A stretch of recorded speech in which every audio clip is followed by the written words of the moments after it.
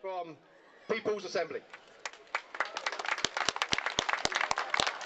Thank you very much, and my congratulations to the Trades Council on organising this May Day demonstration. I want to speak about three things that have always been the scourge of the lives of working people.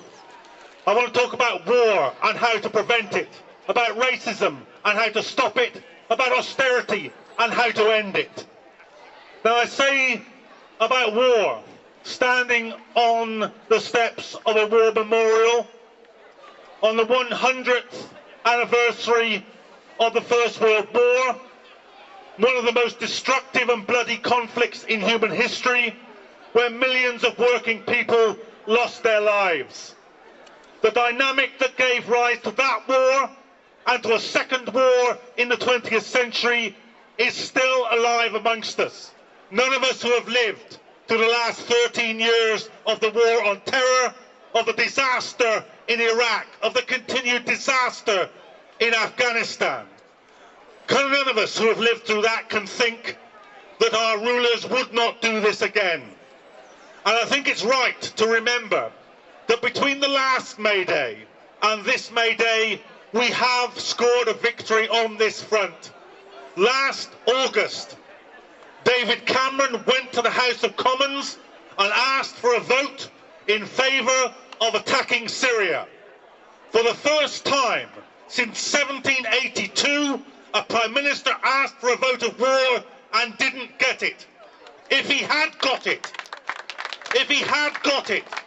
we would still be embroiled today in an attack on Damascus, on an attack on Aleppo, on an attack on Homs. Cruise missiles that we have paid for would have rained down on those cities.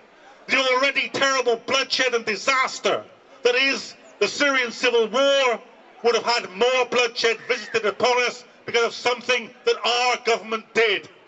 So we stopped that happening.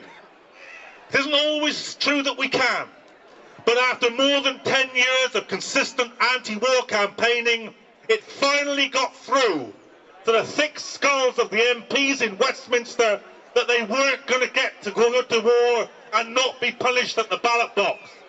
So the lesson is this: we can change things if we persist. We can change things if we are resolute. We can change things if we campaign.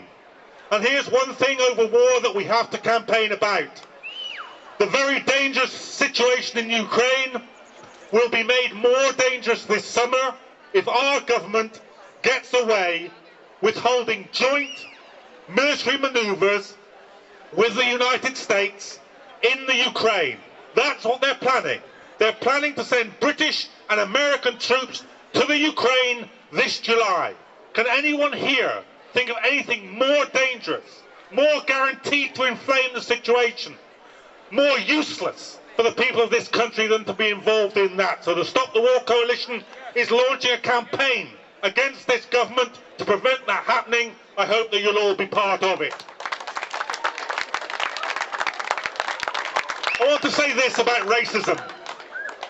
There are many very good reasons for hating Michael Gove. His attack on the Muslim community is one good reason for hating Michael Gove. His attack on the education system is perhaps the best reason for hating Michael Gove. But when Michael Gove comes to the defence of the disgusting remarks by Jeremy Clarkson of the open abuse of black people in this country, that's another very good reason for saying that Gove has to go. Gove is not fit to be a minister in this country, and it's remarks like those by Gove that open the door for parties like UKIP. Farage is a racist, but he didn't come from nowhere. He's been given the green light by the political establishment in this country. He's been given endless publicity by the BBC in this country. How stupid is Nick Clegg, Dumb and Dumber, dumb to give Farage a national platform on TV, even dumber to lose the debate to him. How stupid can you get? That's where the promotion of racist ideas and xenophobic ideas comes from. And on this May Day, we should pledge the left and the workers' movement to resolute opposition to every sign of racism and xenophobia in this country. And finally, I'll tell you why these people get a purchase. They get a purchase because ordinary people are made desperate by austerity. Open your papers today and you'll find that child mortality in this country is the worst in Europe. Open your papers today and you'll find that the gap between the rich and the poor is greater than at any point since the 19th century. This government has to go.